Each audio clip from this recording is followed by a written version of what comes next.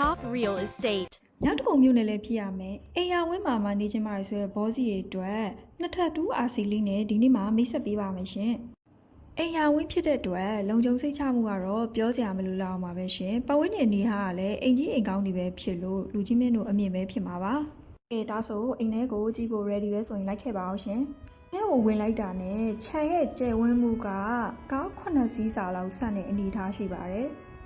အိမ်ထဲကိုဝင်ငင်းပေါ့နော်အိမ်ရဲ့အနောက်ဘက်မှာမြေပေါ်အကျယ်ကြီးပါတယ်ဆိုလို့အဲ့ဒါရွှေနဲ့တူတူလိုက်ကြည့်ပေးပါအောင်နော်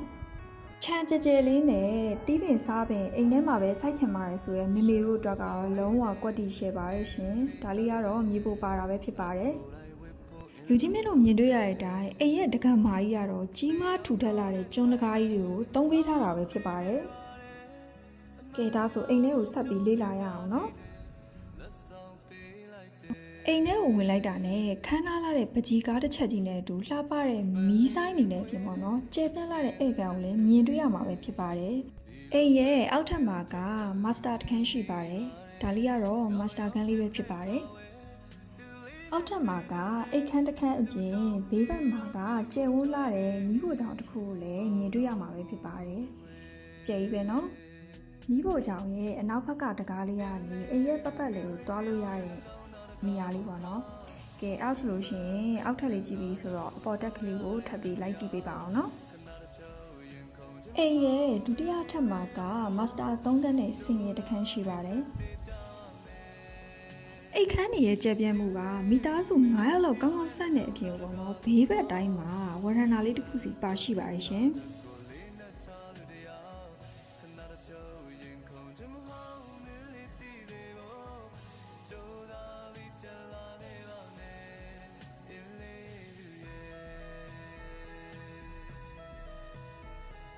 ကဲဒါဆိုလို့ရှိရင်ဒုတိယထပ်ကိုရွှေနဲ့တူတူလိုက်ကြည့်ပေးပါအောင်နော်။ကြီးမင်းတို့သတိထားမိလားမသိဘူးရွှေတို့ဘလို့သွားရိုက်တဲ့အချိန်မှာမီးပြတ်နေပါရဲ့ရှင်။အိမ်ရဲ့အလင်းအားကောင်းမှုကတော့လူကြီးမင်းတို့မြင်တွေ့ရတဲ့အတိုင်းပါပဲ။ဗရင်းပေါက်တွေလည်းအများကြီးပါတယ်ပေါ့နော်။ညီမတို့ရဲ့တော့အိမ်ချမ်းမြေကတင်သောအိမ်များကိုစိတ်ဝင်စားတယ်ဆိုလို့ရှိရင်အာမနာရန်ဆက်သွယ်မေးမြန်းလို့ရပါတယ်ရှင်။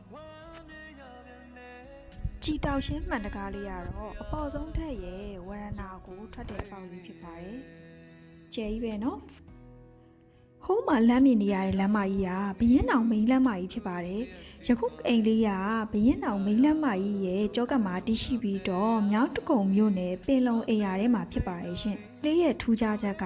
အောက်ထပ်မှာမဟုတ်ဘူးအပေါ်တက်မှာပါတပတ်လေသွားလို့ရတဲ့နေရာတွေလုပ်ပေးထားတယ်ပေါ့နော်။အားရစာရန်ခိုင်ပါပြီရှုပ်ရှင်းကင်းသောမြေကိုသာအယောင်းဝယ်ပြုလုပ်ပေးတဲ့တော့အိမ်ချမ်းမြေပဲဖြစ်ပါတယ်။